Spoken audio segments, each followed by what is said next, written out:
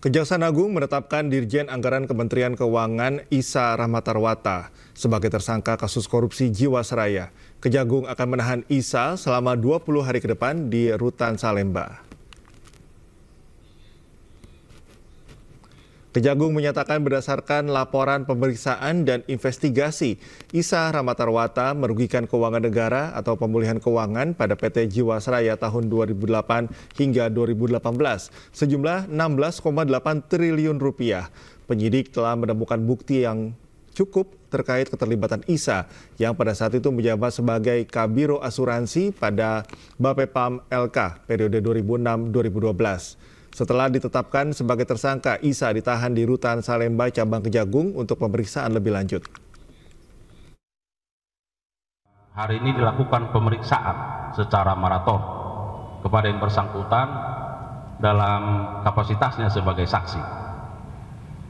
Dan setelah pemeriksaan sebagai saksi, penyidik setelah melakukan gelar perkara menemukan adanya peran perbuatan dari yang bersangkutan dalam perkara ini, sehingga oleh penyidik menyatakan yang bersangkutan sebagai tersangka.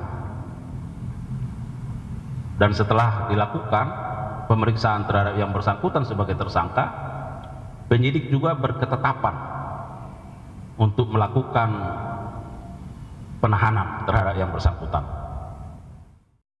Pengadilan Negeri Jakarta Selatan menggelar sidang pra-peradilan penetapan tersangka Sekjen PDIP Hasto Kristianto pada Jumat pagi. Tim hukum Hasto membawa 6 saksi dan ahli untuk melawan KPK. Yang pertama pemeriksaannya kita sidang yang dipimpin Hakim Tunggal Jum Yamto beragendakan mendengarkan keterangan 2 saksi dan 4 ahli pidana dari kubu Hasto. Ahli pidana yang hadir diantaranya Jamin Ginting, Marus Ali, dan Marwarar Siahaan. Sementara 2 saksi fakta yang dihadirkan yakni ex-anggota Bawaslu Agustiani Tio Fridelina dan staf Hasto bernama Kusnadi. Dalam persidangan kali ini terungkap bahwa salah satu saksi bernama Agustiani Tio mengaku mendapat intimidasi oleh penyidik KPK. Ia juga mengaku ditawari uang sebesar 2 miliar rupiah sebelum pemeriksaan KPK.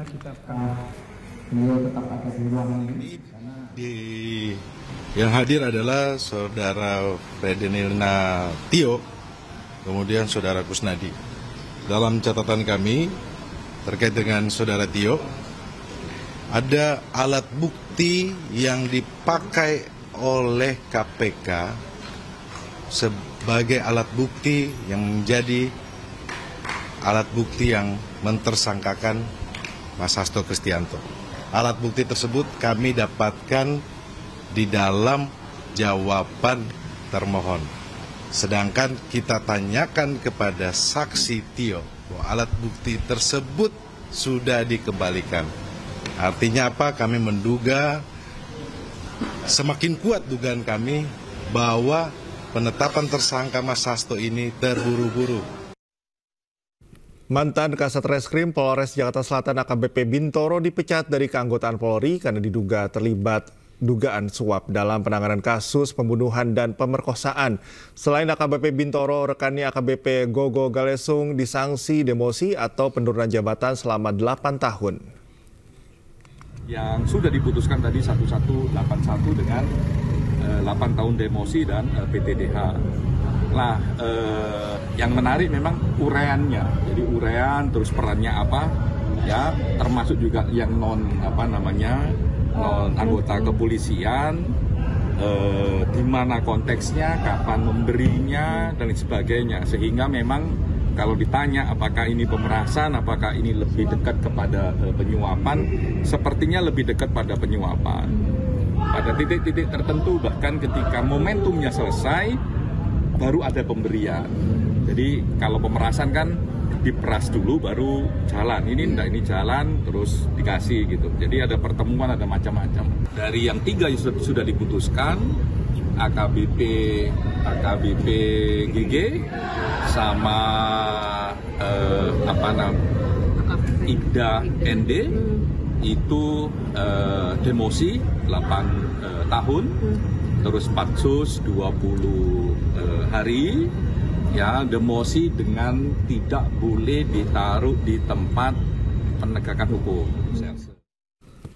Sebelumnya, mantan Kasat Reskrim Polres Jakarta Selatan AKBP Bintoro menjalani sidang etik kasus dugaan pemerasan di Mapolda Metro Jaya. Total ada 21 saksi dihadirkan dalam sidang etik.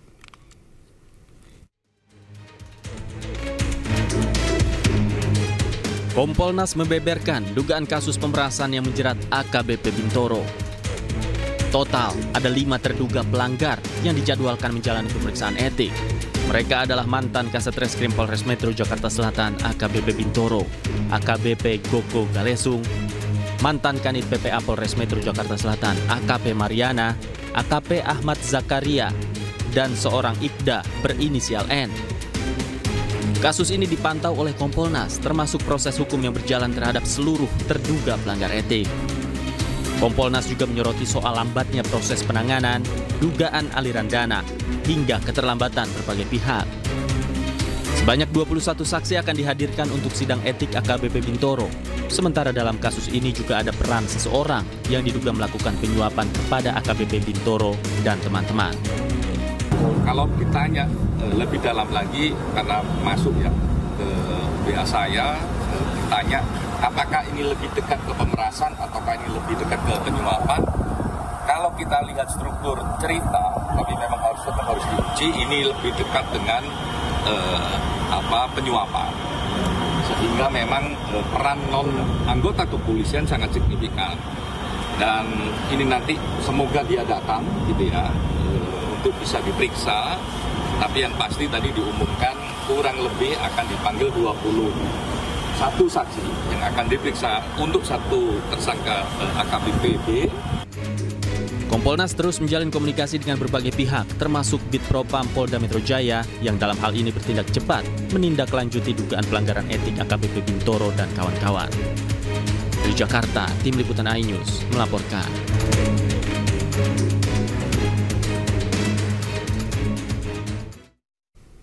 Buntut dugaan kasus pemerasan AKBP Bintoro dan AKBP Gogo Galesung menjalani patsus di Subdit Paminal Bitpropam Polda Metro Jaya. Sementara kuasa hukum korban pemerasan mengungkap fakta baru bahwa kliennya telah merugi senilai 17,1 miliar rupiah.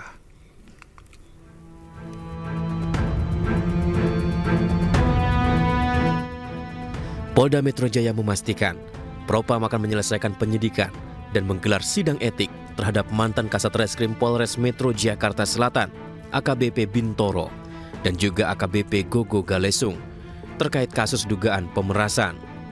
Korban pemerasan juga telah diklarifikasi terkait adanya keterlibatan pihak selain AKBP Bintoro. 4 oknum polisi termasuk AKBP Bintoro serta AKBP Gogo Galesung menjalani penempatan khusus di Subdit Paminal Bitpropam Polda Metro Jaya sejak tanggal 25 Januari 2025. Terhadap yang bersangkutan dan 3 orang lainnya telah dimutasi dari jabatannya dan telah dilakukan penempatan khusus atau patsus di Bitpropam Polda Metro Jaya. Selanjutnya Bitpropam Polda Metro Jaya akan menyelesaikan penyelidikan dari Bitpropam Polda Metro Jaya bersama nanti dengan Paminal dan segera menyelenggarakan sidang kode etik terhadap yang bersangkutan. AKBP Bintoro membantah pernah berkomunikasi dan telah melakukan pemerasan 20 miliar rupiah kepada tersangka kasus pembunuhan AN yang merupakan anak dari bos sebuah klinik kesehatan dengan iming-iming menghentikan penyidikan. Sementara kuasa hukum tersangka pembunuhan AN dan B menyebut kliennya mengaku merugi senilai 17,1 miliar dan meminta Bintoro untuk mengembalikannya. Bukti-buktinya nanti akan kami bawa ke persidangan, ya, ke persidangan. Bukan bukti yang disampaikan yang beredar sama sekali 20 miliar. Yang ada adalah pengakuan klien kami dengan surat pernyataan itu 17,1 miliar. Namun di gugatan itu juga kami sampaikan 14, sekian miliar gitu, seperti bukan 20 miliar dan bukan mobil Ferrari, tapi adalah 17, sekian miliar sama mobil Lamborghini Aventador dan 2 motor. Klien kami sudah mengeluarkan uang atau kerugian total itu 17,1 miliar. Itu pernyataan yang ditandatangani oleh klien kami. Dugaan pemerasan ini mencuat setelah kuasa hukum 2 tersangka pembunuhan memasukkan gugatan perdata ke Pengadilan Negeri Jakarta Selatan. AKBP Gogo Galesung yang menjabat Kasubdit 2 di Treskrimum Polda Metro Jaya sempat menuai sorotan masyarakat karena memperbolehkan debt collector untuk menarik kendaraan di jalan asalkan dilakukan dengan baik-baik. Sikap ini berbeda dengan Kapolda Metro Jaya saat itu, yakni Irjen Fadil Imran yang menilai debt collector arogan saat menarik kendaraan nasabah.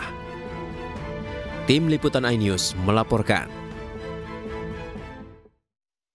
Wakil Ketua Komisi 3 DPR RI Ahmad Sahroni terlibat perdebatan dengan Polwan Ibda Feren Azhara Putri. Keduanya beradu pendapat perihal kasus siswa Bintara Valiono Roni Rafael yang dikeluarkan dari Sekolah Polisi Negara atau SPN Polda Jawa Barat. Langsung dikonfirmasi dengan siapa ini namanya, Bu? Perdebatan terjadi dalam rapat Komisi 3 DPR RI Jumat siang. Ahmad Sahroni beradu pendapat dengan Ibda Feren perihal siswa Bintara Valiono Boni Rafael yang dikeluarkan oleh Sekolah Polisi Negara Polda Jabar. Valiono dikeluarkan pada 3 Desember 2024 karena dinyatakan mengalami gangguan jiwa. Sahroni menganggap penilaian tersebut hanyalah sebuah asumsi. Sahroni bahkan sempat memotong pembicaraan Ibda Feren karena menurutnya paparan tersebut merupakan ujaran kebencian. Memiliki perilaku atau sikap yang arogan dan angkuh. Yang bersangkutan sendiri pada saat diwawancara, saya tanya, bagaimana sih? Bu Baren, stop. Karena ini udah meluapkan kebencian, ini nggak baik, ini nggak boleh. Ini nggak bisa. Ini bukan faktual dari cerita apa yang terjadi. Ini hanya kebencian, nggak boleh ini. Masa menuduh si ini nggak benar, si ini nggak benar, si itu nggak benar. Pertanyaan saya akan tanya ibu apakah benar? Belum tentu loh. Pemirsa, Presiden Prabowo Subianto memimpin sidang perdana Dewan Pertahanan Nasional di Istana Kepresidenan Bogor, Jawa Barat. Dalam sidang, Prabowo membahas tugas dan fungsi Dewan Pertahanan Nasional untuk melindungi segenap bangsa Indonesia.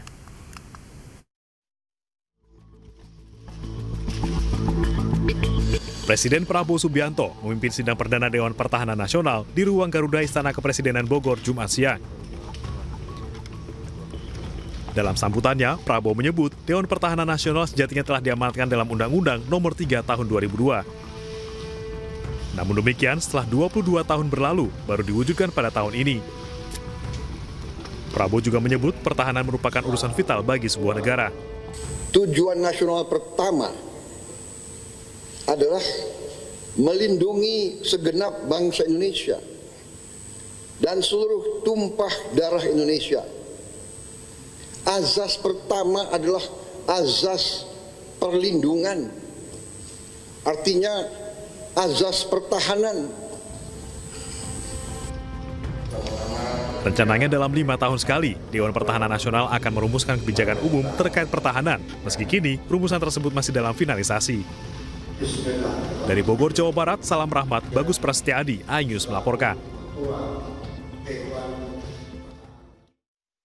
Sinyal reshuffle kian mencuat sering berjalannya masa kerja Kabinet Merah Putih. Elit Partai Gerindra mengakui ada anggota kabinet yang tidak seirama dengan Presiden.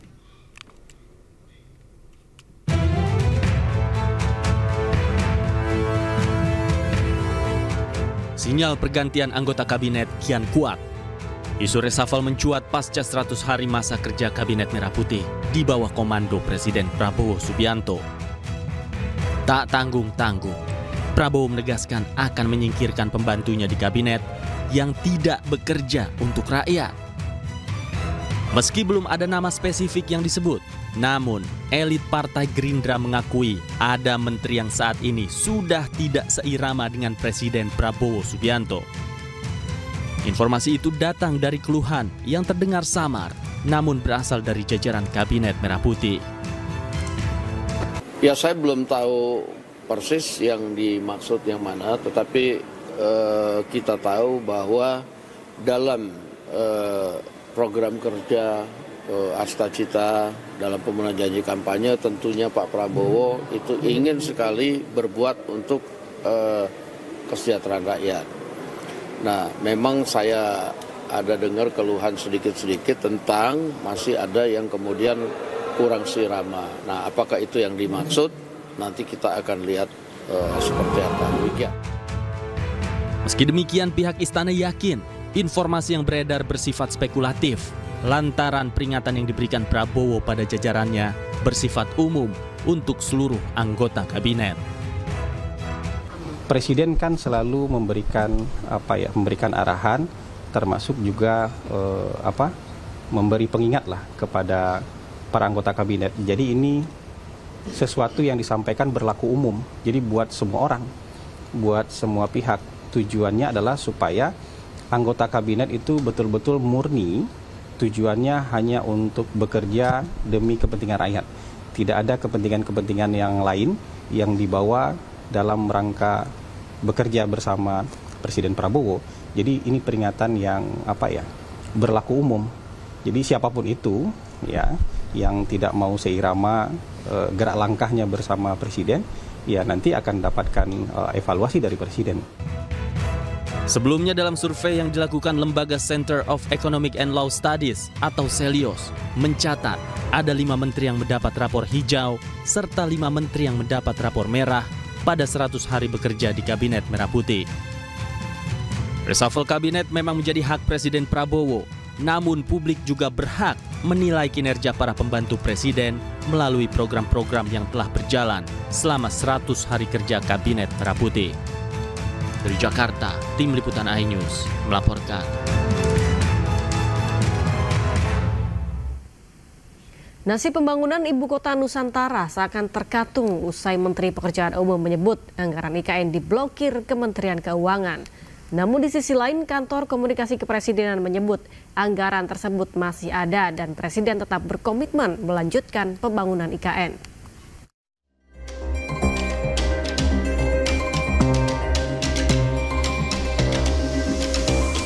Nasib pembangunan Ibu Kota Nusantara kini tengah terkatung-katung. Kementerian Pekerjaan Umum memastikan anggaran IKN ikut menjadi korban pemangkasan APBN 2025. Dalam paparannya saat rapat kerja bersama Komisi 5 DPR RI, Menteri PU Dodi Hanggodo menyebut proyek IKN bakal terhambat. Pasalnya, hingga saat ini belum ada realisasi anggaran untuk pembangunan IKN karena pemblokiran yang dilakukan oleh Kementerian Keuangan. Meski demikian, Dodi menyatakan Kementerian PU masih menunggu pencairan anggaran dari Kementerian Keuangan dan berdiskusi lebih lanjut terkait prioritas pembangunan yang perlu didahulukan. IKN kayaknya belum ada. Nanti saya bilang, Mbak, kan anggaran kita diblokir semua. Kok saya progres gimana sih? Anggarannya nggak ada progresnya. Buat beli makan siangnya Pak Menteri, itu progresnya. PU itu kan anggarannya diblokir semua kan. Jadi harapan kami ini sudah disetujui.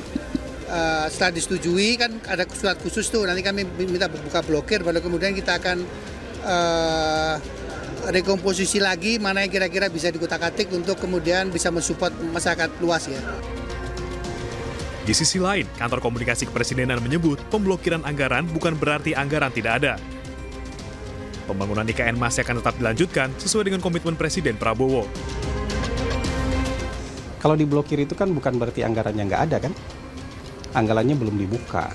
Jadi anggaran IKN itu ada di otorita IKN, ada di Kementerian. Anggaran pembangunan IKN itu ada yang di Kementerian PU, ada yang di otorita IKN. Yang jelas komitmen dari Presiden kan berapa hari lalu sudah disampaikan oleh Menko Infrastruktur kan, bahwa selama 5 tahun ke depan Presiden punya komitmen untuk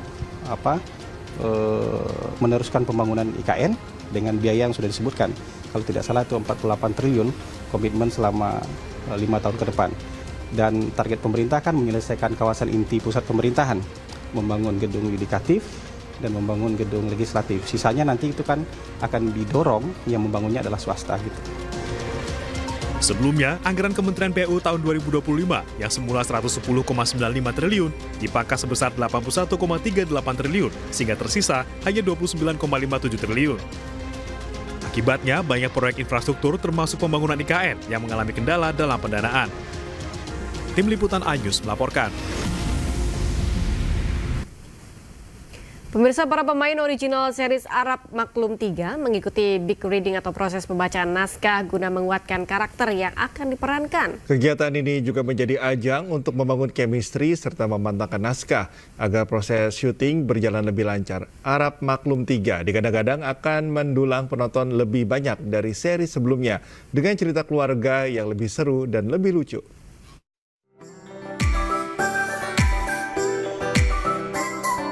Setelah sukses dengan 2 seri sebelumnya, kini Vision Plus kembali memproduksi original series Arab Maklum 3.